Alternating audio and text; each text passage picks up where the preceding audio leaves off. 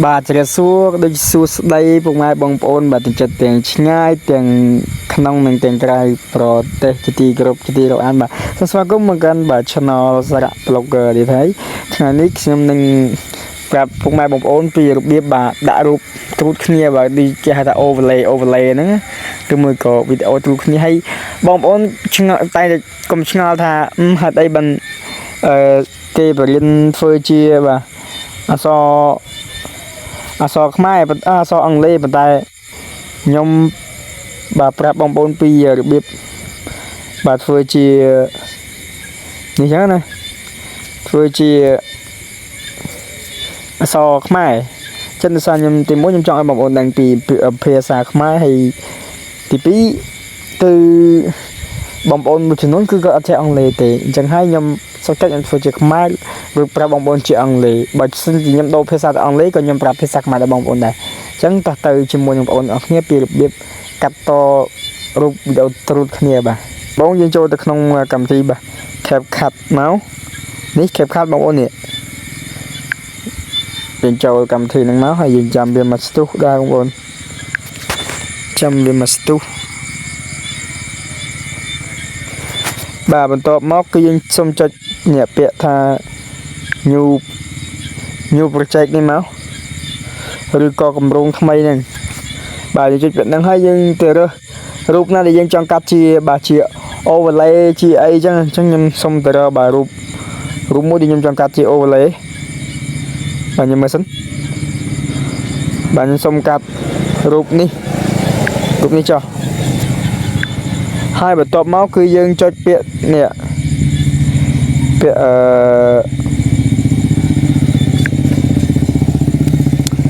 ពាក្យថា add ហ្នឹងបងប្អូន add ពាក្យនេះហ្នឹងអាកន្លែងខ្ញុំគូហ្នឹងយើងចុចពាក្យហ្នឹងបងប្អូនយើងចុចមកអូខេបន្ទាប់ពីវាចូលបែបហ្នឹងហើយគឺធម្មតាវាមានវីដេអូ2ឲ្យយើងជ្រើសរើសអញ្ចឹងដើម្បីកាត់ត្រួតគ្នាបានបាទយើងឥឡូវខ្ញុំសុំកាត់វីដេអូនឹងចោលមួយមកយើងចុចឲ្យរូបនឹងចេញបន្ទាត់សមកហើយយើងចុចរូបនឹងចេញបន្ទាត់សមកយើងចាប់តាមចឹងរកកន្លែងកាត់ហ្នឹងបងនេះបន្ទាប់មកគឺយើងចុចនេះរូបកត្រៃហ្នឹងបាទអាហ្នឹងដូចខ្ញុំប្រាប់ចឹងអានេះកត្រៃនេះចលនា animation អញ្ចឹងទៅអានេះបាទ edit កន្លែង delete បាទអញ្ចឹងយើងចុចកត្រៃនេះមកហើយយើងចុច delete នេះមកគេថាលុបហ្នឹងបាទហើយយើងចុចលុប logo វាមួយទៀតផ្ដាច់ logo បាទអញ្ចឹងខ្ញុំចង់បានរូបហ្នឹងរូបមួយទៀតដែលយើងហៅថា overlay ហ្នឹង overlay យើងកាត់បែបណាទី1យើងដាក់ឲ្យខុសបច្ចេកទេសសិនយើងចុចសញ្ញានេះមកបាទសញ្ញាបូកមិញហ្នឹងសញ្ញាបូកហើយយើងរើសរូបមកឡើងខ្ញុំទៅរក photo ហើយយើងដាក់រូបមកជា overlay ហើយខ្ញុំសុំដាក់មុខព្រួញចុះបាទដាក់មុខព្រួញជា overlay ហើយយើងចុច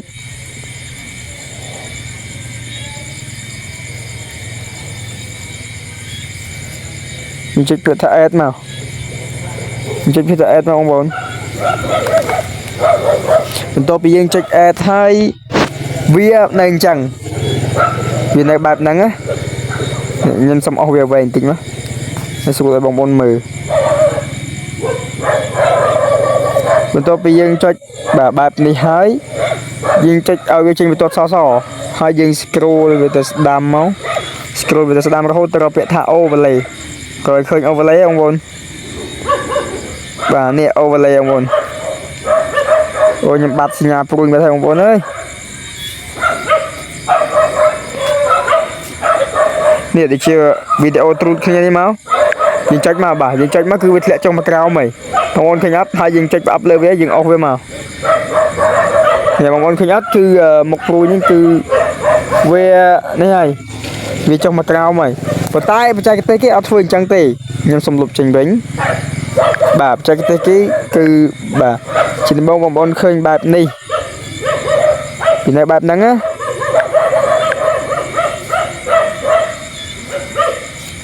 បាទវានៅបែបហ្នឹងអញ្ចឹងបងប្អូន មកចុចនេះចេញវាចេញចេះនេះចុចនេះវីដេអូទ្រូតគ្នានេះដល់ខ្ញុំសុំអស់វីដេអូនឹងឲ្យបងប្អូនមើលនេះអាបតុងវីដេអូទ្រូតគ្នាគឺនៅខាង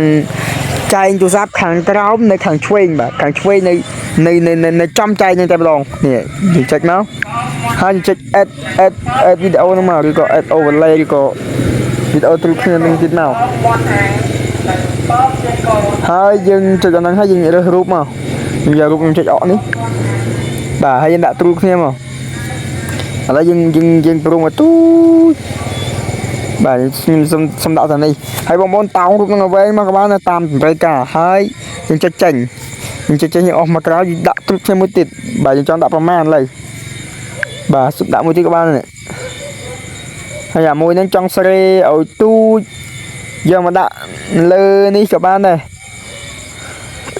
បាទនិយាយរួមទៅគឺតាមតម្រូវបងប្អូនត្រូវការបងប្អូនគឺយើងអាចធ្វើបាននេះហើយគេហៅថា overlay ឬក៏វីដេអូទ្រូតគ្នានេះបងប្អូនហើយបើមានខុសឆ្គងបាទកន្លែងណាសូមខន្តីអភ័យទោសទៅដល់បងប្អូនផងដែរបាទហើយវីដេអូបងប្អូនគឺមានតែប៉ុណ្្នឹងបាទកុំភ្លេចជួយចុចបាទ subscribe ក៏ដូចជាសញ្ញារូបកណ្ដឹងឲ្យ channel បងប្អូនអ្នកមួយអូខេបាយបាយ